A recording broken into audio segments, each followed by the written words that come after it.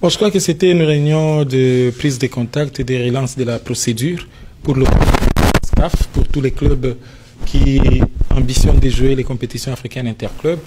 Le Popo est un habitué, le Popo qui est ambitieux et le Popo qui est en course pour les titres des compétitions nationales et surtout pour revenir encore fort en Afrique et à participer. Donc aujourd'hui, on a été vraiment édifié sur l'actualisation des fichiers de chaque club et déjà que la sonnette est sonnée bien avant pour que les clubs se mettent ou préparent les documents qu'il faut parce que la CAF est assez exigeante avec ces 5 critères pour obtenir la licence CAF.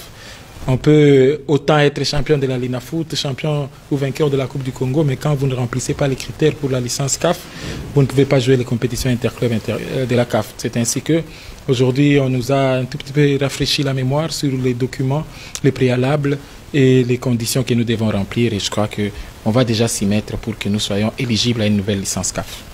Les clubs doivent être à jour au niveau des compétitions africaines interclubs. Vous savez, il y a des préalables. Au-delà d'avoir des joueurs qui courent sur le terrain, avoir des joueurs qui sont sous contrat, mais les clubs, pour disputer les compétitions africaines interclubs, doivent remplir certains critères. Et je pense, le manager de licence nous a parlé des critères que tout le monde sait aujourd'hui au niveau de la République démocratique du Congo, les critères juridiques, sportifs et les autres critères. Et nous, au niveau du TP Mazembe, nous nous battons pour être à jour. Et dans des circonstances comme celle-ci, on ne manque pas d'être présent et surtout de suivre les directives de la Fédération congolaise de football association. C'est les constats que j'ai faits, c'est les constats que aussi les sportifs congolais vont faire.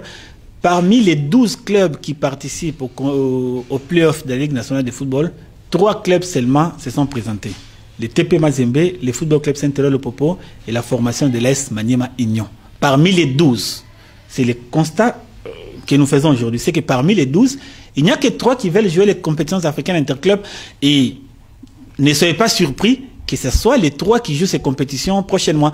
Prochainement, ce sont les 3 qui obtiendront les licences. Et au niveau de la Confédération africaine, si vous n'avez pas de licence, même si vous terminez premier de la Linafoot, même si vous êtes bien classé, on ne repêchera que ceux qui ont les licences. Et nous, au niveau de TP Mazembe, déjà la saison dernière, nous avons obtenu la licence. Et nous attendons déjà cette fois-ci pour être parmi les premiers clubs qui va obtenir la licence au niveau de la fédération pour jouer les interclubs. C'est que au niveau des papiers, les TP Mazembe sera les premiers. Maintenant, nous irons au niveau du terrain si nous sommes les premiers ou pas avec nos amis du Football Club Saint-Eloi Le Popo et de Maniema Union parmi les 3 qui se sont présentés à l'atelier de ces jours. Maniema Union, une équipe ambitieuse pour retourner aux compétitions africaines, devait nécessairement participer pour ces rappels, parce que nous appelons ça un rappel, parce que nous avons été déjà une fois dans ce séminaire, dans cet atelier pour avoir la licence club.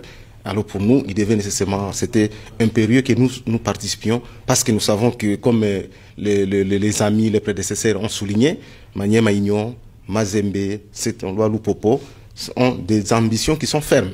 Et voilà pourquoi nous avons jugé bon d'être ici pour préparer tous les documents qui sont les documents relatifs par rapport à l'octroi de la licence CAF.